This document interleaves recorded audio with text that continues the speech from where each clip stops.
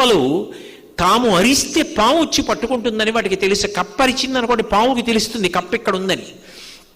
అందుకని నిశ్శబ్దంగా ఉండాలి. కానీ ఈ 3 జాతుల కప్పలు ఏం చేస్తాయంటేట, వర్షం పడి నీళ్లు భూమి మీదకి వస్తే, స్వామి వాన ఇచ్చావు, నీకు మేము కృతజ్ఞత చెప్పకుండా ఉండలేం. ఒకవేళ మేము అరవడం చేత మేము ఎక్కడున్నామో గమనించి పాములు వచ్చి మమ్మల్ని కరిచేస్తే కరిచేయని, తినేస్తే తినేని, నీకు మాత్రం మేము కృతజ్ఞత చెప్తామని బెకబెక బెకబెక బెకబెక అని 2-3 రోజులు అలా అంటూనే ఉంటాయిట. అవి చచ్చిపోతామని కూడా చూడకుండా కృతజ్ఞత చెప్తాయి.